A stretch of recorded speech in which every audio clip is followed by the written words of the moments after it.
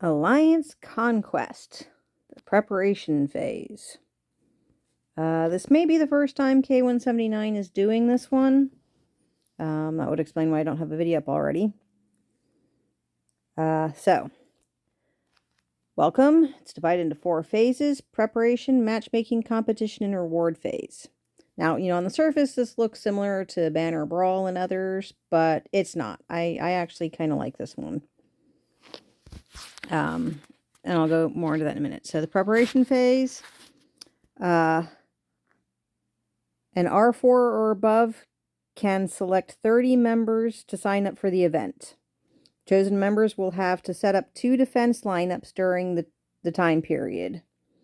They can be changed up until the preparation phase ends. Alliances who don't sign up will be notified at the end.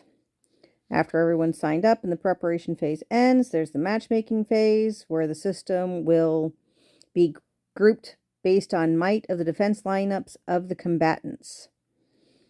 During the period, combatants and defense lineups cannot be changed. So, supposedly, if you have, weaker people, you'll be matched up with a weaker alliance as well. I have seen alliances get around this by having a couple of castles use deliberately weak formations. And then the others are high powered. It's one of the ways some I consider it, if not cheating, then at the very least bad form. Where is the honor in facing someone weaker than you? Where is how can you enjoy beating someone when you deliberately set it up so that they were easy? I don't understand that, but some people do it. I don't. Anyway, and then during the competition phase, combatants can challenge defense lineups of their rival alliance. For each defense lineup they defeat, their alliance gains 100 points. Though you don't lose points if you lose. And the alliance with the higher score will win. Now, this will make a little more sense when we get to the battle phase, to the competition phase. But basically what will happen is when you come into the event, there'll be a map screen with the opponent's castles, opposing alliance's castles, and it'll tell you the might of the 2 formations each castle has, and you click on one and you challenge it and you do a gem battle, which is how it's different from Banner Brawl and Apex, and part of why I kind of like it. It's sort of combines the arena with other things. Still not great because, again, it's very one-sided. You're up against the opponent's automated defenses, not them. But it's better than others. I don't know if they've stopped doing it or not. There was an event called Duel or something Duel, where you actually were matched against people who were online at the time, that I liked. A lot of people hated it. I'm not sure why. I enjoyed it. But anyway. So, and then, of course, there's the final reward phase where you can claim your rewards, which must be claimed before the event ends. So,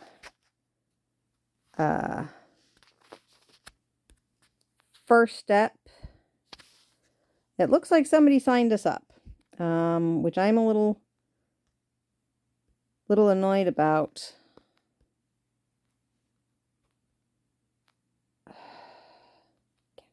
No, damn it, I want to confirm the quit. Sorry. Did I miss the sign-up phase? No, it's supposed to be preparation phase.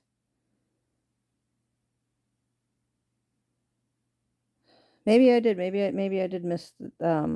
Maybe there was a phase I missed. Because normally, one of the first things I do is set this up. But as I mentioned in another video recorded this same night, I have health issues, and I took some meds, and I slept for 16 hours, so I missed a lot. So I'll have to figure out who signed us up. But anyway, so you can view the combatants, and view their lineups to see what they're doing. You know, if you're not quite sure what you want to do. Oh, I can still edit.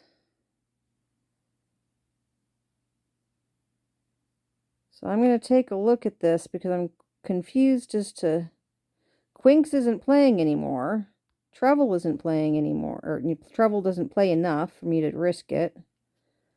Oh, sometimes it gets fussy about wanting to scroll. There we go. I have no idea who Biscotti is, which means they're probably new, so probably active. Edict is new. IZG is new. Okay.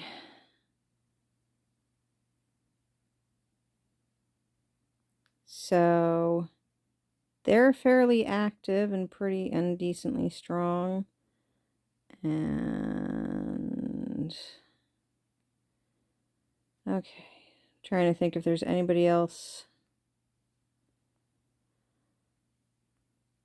Normally I would leave my micro out, but since unfortunately my micro is a lot stronger than a lot of other people here, we're going to keep them in. So I do think Illidan should be in. All right. Okay. So yeah, so that's how you various people, different people have different things. I generally try and make sure that they're active players, unless like in my other alliance. In fact, let me show you that. Hold on, let me switch. Okay, now we're looking at K85, and I start with just having Minnie's active. I take out all the inactive players first and make sure that the active players are in. So let me see if there's any. They're active. They're active. Okay. Now, as I've mentioned before, I don't have a lot of active castles here. That's why I have the alliance in K179. Eventually, my castles are all going to move there. Some of these others have said they're going to join me. Others might not. But if say there were 30 people signed up, as you can see, the lowest person has only 81 million might, whereas I've got a couple of people with a lot of might. One of the reasons why I don't get rid of inactive castles, everyone keeps telling me you got to get rid of the inactives. I'm not going to get rid of inactive castles. They're too useful for various things. So anyway, if I had to choose between this 80 million and this 645 million almost, I'd swap them out, because the system will automatically generate defense lineups for inactives. They're not the best, but if you're strong enough, then okay. But I suppose this is one of those things where it might, given the range of might that I have here, maybe it would be better to go for lower level inactives. But again, I just kind of feel like that's cheating. So it's, I don't know. See, this is where we get into a morally gray area, because on the one hand, lower people, they're not going to be able to face myself, or, whoops, I didn't mean to do that, myself or some of these higher levels. But on the other hand, these guys down here aren't going to be able to face the kind of combatants we might get paired up with because of these castles. So it's hard to... I'll split the difference and go for mid-range. I'll use these guys to make up the 30. Anyway. sign up, and I'll just go ahead and, for defense lineups, I usually, again, this is gem battle, not troop battle. So I usually just try and make sure I've got, these are defenses, so you don't need one of each color. So I try to usually split the difference per se. I'll make sure each defense lineup has at least one healer and one person that undoes that will remove debuffs, which here Lux does both of those. A couple that do long-term damage. I don't like using Soon in this because his the way he reduces hit. He's my favorite in gem battles when I'm controlling it, but for defensive formations, I don't tend to go with him. Sarbor's usually pretty good either way. I think I'll go with Medusa and, whoops, Skender. Yeah. Okay, save form. You can adjust your lineup at any time until this preparation phase ends. And then I can view my combatants. I can view my lineups, and I can see that my total might is almost 30 million, and I've got it pretty evenly split. So, and that's what I'll do with all my other castles. And that's the preparation phase of Alliance Conquest.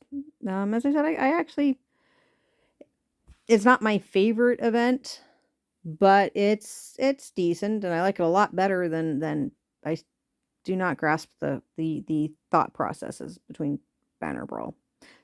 But anyway, sorry.